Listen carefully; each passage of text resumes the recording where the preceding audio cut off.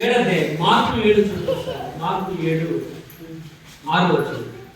యేసుప్రభు యొక్క శిష్యులు చూసి అంటున్నారు, ఏమంటే యేసుప్రభు గారు మీ శిష్యులు అని చూశారు, మేము ఆఖరికి సంతకాలు వస్తేనే కాలు కట్టుకుంటాం, సంతకాలు వస్తేనే అలా ఇల్లు దాటి వెళ్ళొస్తేనే కాలు కట్టుకుంటాం, కానీ మీ శిష్యులు చేయగలుగుకోవట్లేదు, కాలు కట్టుకోవట్లేదు, అన్నం తినేస్తారు.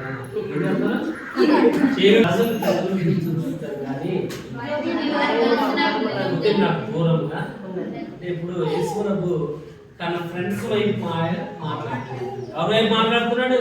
తన ఫ్రెండ్స్ వైపు మాట్లాడుతున్నాడు. వాళ్ళ ఫ్రెండ్స్ నేను ఉన్నంత వరకు వాళ్ళ చేతులకు కావతలే, కాళ్ళు కడుకు అవసరంలే. ఒక రోజు వస్తుంది వాళ్ళ చేతులు కాళ్ళు కడుకుంటాయి, అప్పుడు నువ్వు చెప్పవసరంలే, వాళ్ళే కడుకుంటారు.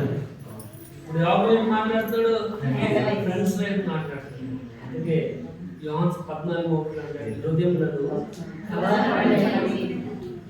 యోహాను 16:33 రాయబడుతుంది, ఇదిగో మీకు శ్రమ కలుగుతుంది కనుక మీ హృదయములను కలవరపడవద్దు.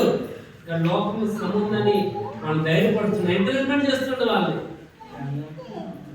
వాళ్ళు నిజం ఒక స్నేహితులు మాత్రమే ఆ విధంగా చూడండి. 2 Corinthians 5:21 వచ్చింది. 2 Corinthians 5:21 మనకు తెలుసు కానీ చేయలేక పాపం మీద ఆయన నీ కోసము పాపిగా ఎంచబడ్డాడు. నీ మీదంతా ప్రేమ, నీ మీదంతా లవ్, ప్యారీస్ ఇక్కడ అంతా ప్రేమను కలిగి ఉన్నాడు కనుక పాపం మీద ఆయన నీ కోసం పాపంగా ఎంచబడ్డాడు. నువ్వు ఆయన భరించవలసిన నువ్వు భరించిన శ్రమ ఆయన నీ కోసం.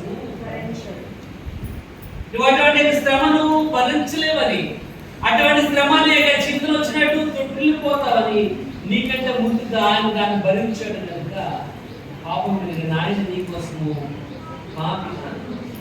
సార్ చూడండి, రోమిలకు రాసిన పత్రిక 15:3 వచ్చింది. రోమ 15:3 ఫ్రెండ్ అంటున్నాడు, ఒరే నిన్ను ఎవరైతే తిడతారో వాళ్ళు నిన్ను తిప్పుతుంది. వాళ్ళు తిట్టినట్టు నిన్ను ఎవరో తిడితే అది నిన్ను తిట్టాడు కాదు, నీ ఫ్రెండ్ తిట్టాడు. పట్టించుకోవాల్సింది కానీ మనం ఏం చేస్తుంటే ఆటి కోసం మనం పట్టించేసుకునే